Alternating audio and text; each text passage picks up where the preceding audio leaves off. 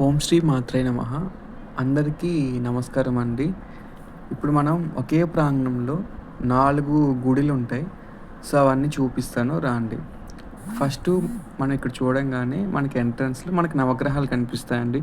సూర్యుడు, చంద్రుడు, కుజుడు, బుధుడు, అలాగే బృహస్పతి, శుక్రుడు, శని, రాహువు, కేతువు. సో, ఇవన్నీ మనకు కనిపిస్తాయి. చూస్తున్నారు కదా వీడియోలో. సో, నేను ఇలా ఒక ప్రదక్షిణ చేసి వెళ్తున్నానండి. అలాగే మనం ముందుకు పోగానే చూడండి.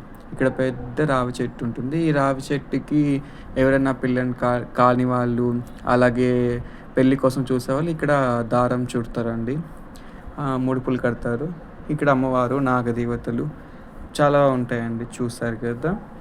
అలాగే ఇక్కడ మీకు కనిపిస్తున్నారు కదా! వంట చేస్తున్నారు. ఇక్కడ ప్రతి గురువారము బాబాకి చేస్తారండి వంట, భోజనం అవి పెడతారు. సో, పక్కన స్కూల్ పిల్లలు, వృద్ధులు చాలామంది వస్తుంటారు. సో, ఇప్పుడు మనము బాబా ఇది టెంపుల్ అండి. ఫస్ట్ మెయిన్ ఎంట్రన్స్‌లో ఉంటుంది. ఇక్కడ కూర్మము చూసారు కదా! తాబేలు అంటారు. మనకి ముందుగా రాగానే ఒక పక్క వినాయకుడు, ఇంకో పక్క ఇంకో పక్క దత్తాత్రేయ స్వామి ఉంటారండి. ఇక్కడ చూసారా బాబా వారి పాదాలు. అలాగే ఇది పంచలోహాలతో చేసిన రాజసింహాసనం లాంటిది. చూడండి బాబా గారిని ఎంత చక్కగా ఉన్నారో. ఈరోజు గురువారం కాబట్టి సో, స్వామివారిని ఇలా అలంకరించారు పూజారి గారు. చూసారా? వెనకాల పీఠము, సింహాలు, కిరీటం ఎంత చక్కగా ఉన్నారో బాబా గారు. నాకు బాబాగారు అంటే చాలా ఇష్టం అండి. నేను చాలా నమ్ముతాను. సో, ఇది మనకి లొకేషన్ వచ్చి ఎక్కడంటే బోరబండ, మోతీనగర్, హెచ్ఎఫ్ నగర్ అని ఉంటుంది. సో, అక్కడ గుట్ట పైన ఉంటుంది. ఇక్కడ పూజారి గారండి. ఇలాగే ఇది ఇక్కడ చూస్తున్న పక్కన చూడండి. ఇంకా బాబాగారి 108 నామాలు ఉంటాయి కదండీ! సో, ఇవన్నీ ఉంటాయి.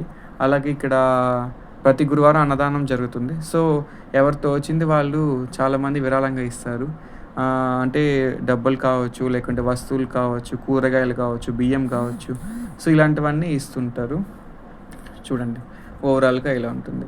అలాగే ఈ ప్రాంగణంలోనే పక్కన శ్రీ భక్త ఆంజనేయ స్వామి వారు ఉంటారు. ఇక్కడ చూస్తున్నారు కదా! ఒంటె వాహనం స్వామివారిది. ఒంటె వాహనం అండి.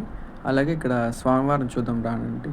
ఇక్కడ ఎక్కడా లేని బట్టి స్వామివారిని చూడగలుగుతారు. ఇక్కడ స్వామివారు మొత్తం ఆరెంజ్ కలర్ అంటే సింధూరం ధరించి ఉంటారు. స్వామివారికి హనుమాన్ జయంతి అప్పుడు, శ్రీరామనవమి అప్పుడు చాలా ఘనంగా ఉత్సవాలు చేస్తారు. అలాగే మంగళవారం స్వామివారికి ఆకు పూజ ఇలాంటివన్నీ చేస్తుంటారు. ఇక్కడ చూసారు కదండి, సీతారామ లక్ష్మణ స్వామి వారు. ఇక్కడ కళ్యాణం మాత్రం చాలా బాగా చేస్తారు. ఇంకోటి సింహవాహనం అంటేనే మీకు అర్థమైపోయి ఉంటుంది ఏ అమ్మవారు అని. సో, పార్వతీమాత అన్నమాట. ఇక్కడ శివపార్వతులు ఇద్దరు ఉంటారండి. అమ్మవారికి రీసెంట్‌గానే మహాకుంభాభిషేకం జరిగింది. సో, ఆ వీడియో కూడా ఉంది. నేను పోస్ట్ చేస్తాను. చూసారా అమ్మవారు ఎంత చక్కగా ఉన్నారో?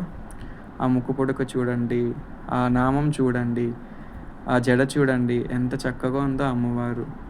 మీరు మనసులో కోరికలు అనుకోండి, మీ కోరికలు అమ్మవారు ఖచ్చితంగా తీరుస్తుంది. మీరేమైనా రావాలనుకుంటే నేను అడ్రస్ కూడా మెన్షన్ చేస్తాను, డిస్క్రిప్షన్‌లో ఇస్తాను. మీరు చూడొచ్చు. అలాగే అమ్మవారి పక్కన స్వామివారు ఉంటారనమాట. చూద్దాం రండి. చూసారు కదా నందీశ్వరుడు ఎంత చక్కగా ఉన్నారు. చూడండి నంది ఎంత బాగున్నారు కదండి. నంది చెవిలో చెప్పిన ఏమైనా మంచి మాటలు సాక్షాత్తు ఆ స్వామివారు వింటారంట. ఇక్కడ చూడండి వినాయకుడు, ఇంకో పక్క ఏమో సుబ్రహ్మణ్య స్వామి అన్నమాట. సో, ఇద్దరు ఉంటారు. ఆ పక్క ఒకరు, ఈ పక్క ఒకరు. స్వామివారి గడప చూడండి ఎంత బాగుందో. మొత్తం రాతితో కట్టిందండి ఇది. ఇది దాదాపు చాలా ఇయర్స్ అయింది. శ్రీ ముక్తేశ్వర స్వామివారు. ఇక్కడ శివలింగం చూడండి. దాదాపు ఈ శివలింగం 3 ఫీట్స్ వరకు ఉంటుందండి. చాలా బాగుంటుంది. నేను రెగ్యులర్‌గా వెళ్తూ ఉంటాను. ఇక్కడ కార్తీక మాసం, అలాగే శివరాత్రి చాలా బాగా చేస్తారండి. లింగోద్భవం, కార్తీక మాసం 30 రోజులు చాలా బాగా చేస్తారండి. చాలా చాలా చాలా బాగుంటుంది. భక్తులైతే కిటకిటలాడుతుంటారు ఆ టైంలో. చూడండి ఇక్కడ వెనకాల ఉత్సవమూర్తులు అనమాట, పార్వతీ పరమేశ్వరులు. చూశారు కదండి. ఆ దేవదేవుని ఆశీర్వాదం మీ అందరికి ఉండాలని కోరుకుంటున్నాను.